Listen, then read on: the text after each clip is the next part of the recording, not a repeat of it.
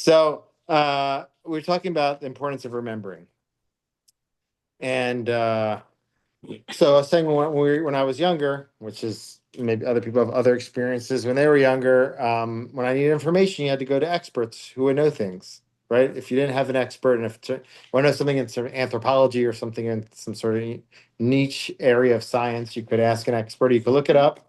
You didn't go on the internet because you didn't have internet. So it was very valuable that you had people who remembered stuff and they knew stuff and they carried that information. They were like a treasured thing. Today, anything you need to know, you can find on the internet. You can find on Wikipedia. You can find on ChatGPT. And so the question is, why is it so important today to remember Torah, to remember things that happened, to remember, well, let's say, just Torah. Remember Torah knowledge. Why would that be important?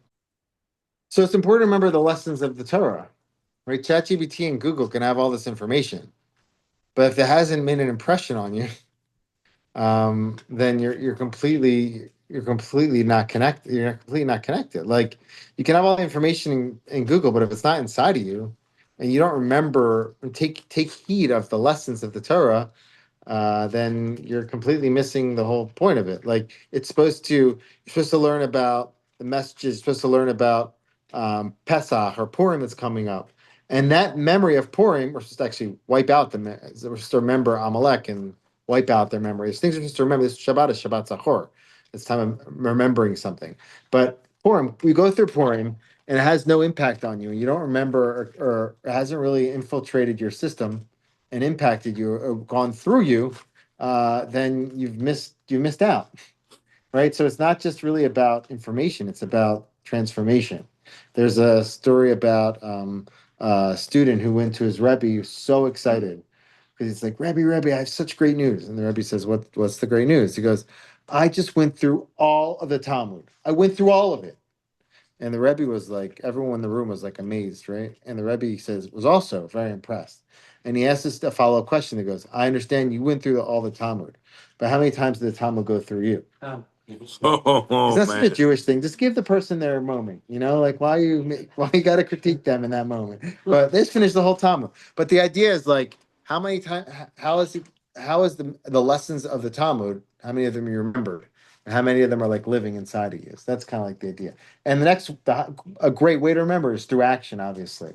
We're going to get there, but he's kind of talking right now just about memory on its own. Yeah. All right. So pushing out of the heart. You're on the second piece of the mission. So we talk about why memory is important. It could be important because of the lessons. It could be important because it helps you live the Torah. You become a walking Torah, which is very valuable. The Talmud critiques people who stand up for a Sefer Torah, but they don't stand up for a Talmid Chacham, for a scholar. Why? Because the scholar actually, if they're doing it the right way and they're remembering the Torah, they're carrying the Torah with them wherever they are. So they express criticism in regard to that. So you're only liable when you push it out of your heart. So I saw a nice explanation, a nice commentary on this. This is from Ethics from Sinai. He says that what does it mean pushing out of your heart? I have two ways to explain it. One is that you have way too much competition in your brain to remember the Torah.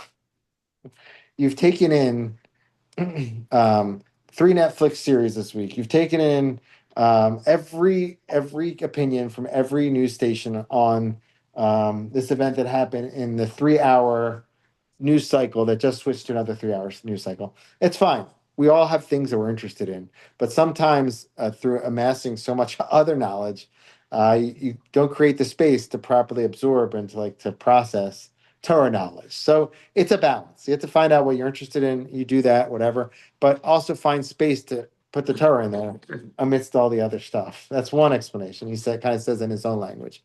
Another explanation is that it says in the Mishnah that you sit. What does it say? Ad sheyeshev v'yasiram, until one deliberately removes them from her heart. But in the Hebrew it says ad sheyeshev v'yasiram milibo. Like if you're sitting down and you're not actively reviewing your material, then you're in a way kind of removing it from your heart. If you're being complacent, you're sitting around, you're not doing review, that also is viewed in a negative way. We're really supposed to do review. Every week we're supposed to do, according to halacha, it's just to do review the Torah 2 times, and then read a commentary 1 time. And you could say, well, I already read it last year, and guess what? I read it the year before, and the year before that, right? But still, there's an obligation. I'm just gonna mute. There's still an obligation to do. Let me just mute people's audio. A little bit distracting. Still obligation to do that review. And the idea, so if someone's like not doing active review of their material, so that also is viewed not in a positive way for the reasons that we said. So for those 2 explanations could be relevant to this.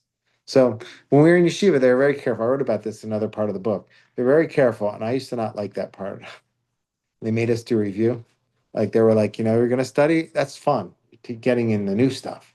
And then, but you have to take time to kind of go over the old stuff. I don't know. Some of us take like copious notes, right? And that can be helpful just to pay attention to what's going on. But then those notes, you just like put them away. That's like the best part. You've taken all the notes. You have it all organized. Go over it. Like take it in. It can be like the easiest way to remember the Torah teaching. Yeah. So, go over it, Ted. There are folks that will go watch a movie 3 times, and after the third time, they're gonna say, having seen it second or third time, I picked up stuff that I didn't pick up the first time. That's totally true. Yeah. Every time you do a review, a lot of times when you do a review, you get brand new understandings. Yeah. Yeah. That's why they send out the rabbi's sermon on Monday in an email. Yeah. Yeah. And the things that the congregants thought they didn't like on Shabbat, they realized they really didn't like it when they read. All right. So let's move on to the next mission, okay? And I can read his, What? and I can read his sermon for you. Yeah. Oh, that'd be interesting. Maybe on Purim. All right. Let's do 311 and 312. Okay. We're on page 105. Sorry if you don't have if this at home. I can't project it on the screen right now. So you just have to listen. This is page 105. Okay, 105. Or by the book, yeah. Rabbi Chanina ben Dosa said, anyone whose fear of sin precedes their wisdom is enduring. But anyone whose wisdom precedes their fear of sin, their wisdom is not enduring. So that's actually Mishnah 11. Let's just do that on its own, okay? We're going to separate these. I put them together because it's one statements of one rabbi. But so we have wisdom, we have yirat chatos, fear of sin. It's good that your yira precede your fear of sin, or your like reverence for sin, or your kind of would precede your wisdom. That if you do that, yira preceding with yira before wisdom equals enduring wisdom. Okay, that's the equation I would write on the board if I had a pen. And yira before wisdom, yira is like fear of sin. Before wisdom equals enduring wisdom. Okay, so that's to precede it. So what does that even mean? I don't know. What do you have a thought on that? What's enduring wisdom? What's fear of sin preceding wisdom?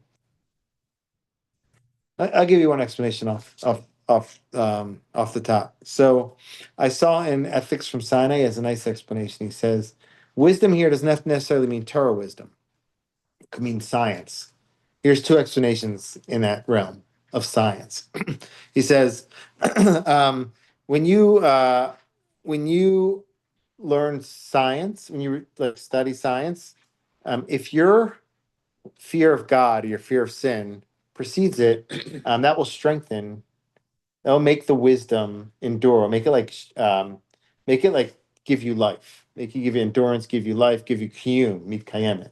And so, like, if you're coming from fear of God and you're studying science, that can even enhance your fear of God. That can make the wisdom really enhance your spirituality. So, I mean, an atheist learns about something in science, and this is proof that God doesn't exist. And a believer reads this is such proof that God exists. So everyone can read science from their own perspective, but they're saying that for God-fearing people, we should try to do that. Try to strengthen our fear of God, so that when we read findings in science or see things in the world that are happening, we can see God's hand.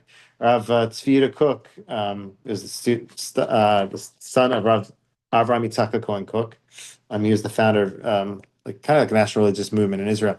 He used to say, there's a verse that says, ki ayin be'ayin yiru b'shuv Hashem et Zion. One, your both of your eyes are going to see God returning us to Zion. He used to say something like this: the verse says "ayin ba'ayin." What does that mean? There's two eyes. You have your eye, and then you have to have your eye towards God and your eyes towards history, and see how God is unfolding in history.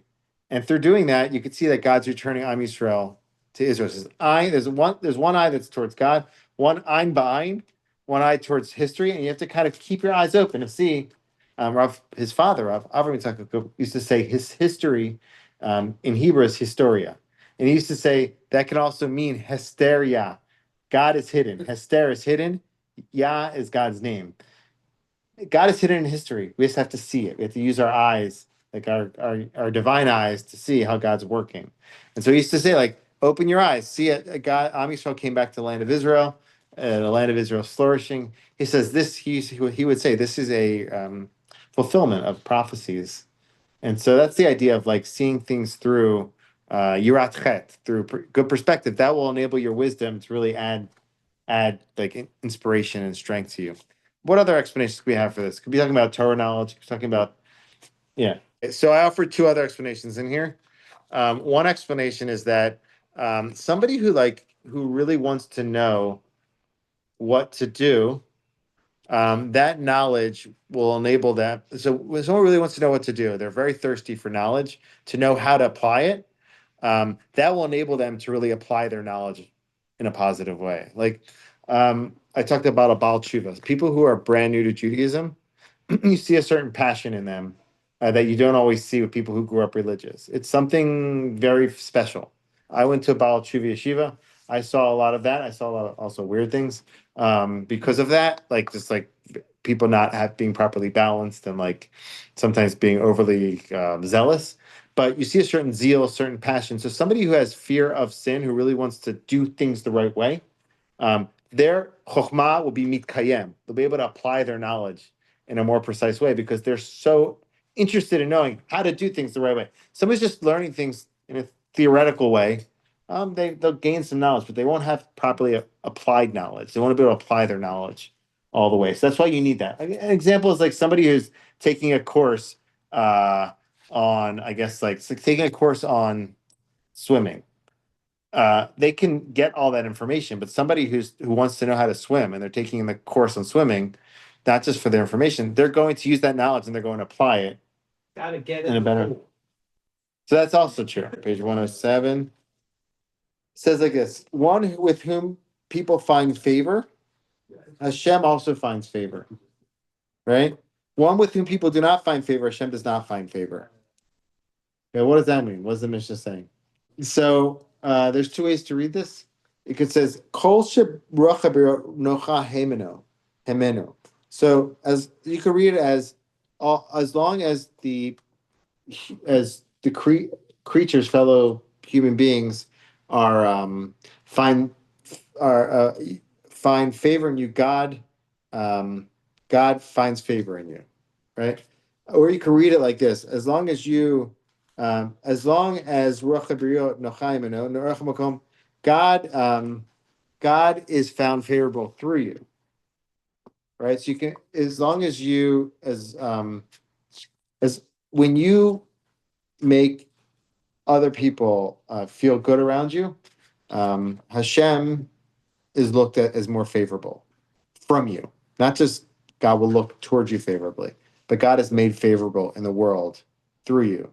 The other day I was going somewhere, and I was like in a kind of like a more frum neighborhood, and I heard the security guard kinda like screaming at this Jewish guy, like kind of looked very Jewish, because he was like doing something wrong. And the guy just like ran away from him. I don't know what was going on. Maybe he was just being overly sensitive, but those kind of things you have to be really careful of. That because we're representatives wherever we go of Hashem. It's a responsibility. And so we want to make Hashem look favorable in the world. The more good deeds we do, people are very, in Israel. It's a very sensitive thing. I was very careful with this because I was in Israel. I was going with black and white all the time, and there's so much inter fighting in Israel among not just among Jews and non-Jews, among Jews. And I was at the time I was wearing going with a black hat. I was one of the only black hat people on Bar Ilan University campus, maybe the only one. And so wherever I was walking, I always felt like people were looking at me. And it's so funny. Before I even opened my mouth, I felt like people hated me. Wow. And I'm pretty like, warm, kind person. But there's so much vitriol in Israel among the Orthodox, among Orthodox and secular. And so, it, so what I tried my best to do is I tried to be as nice as I could as a big responsibility because I was kind of representing Hashem for all those people. What really helped me was which some instance didn't help me, my English Hebrew accent. Ani rotze le'echo, right? Like that actually made them feel more like endeared to me. Also, I took really good notes. And so in the end, all those people who like in the beginning may not have liked me because I was dressing, they ended up getting my notes. And so we connected for that. But really, like wherever we go, we're ambassadors of Hashem. There's a halacha I brought in here. It says that a Talmid Chacham, a rabbi, should not walk around with stains on their clothing. People are watching, and because my wife will get very angry if I do that. The reputation is really important. You wherever you go, that follows you. I think it's basically also talking about that, like to try to make sure you don't burn your bridges, to make sure you keep good connections with people, and that people see you in a favorable way. If you know that overall that's happening, you know that you're on the right path, I think.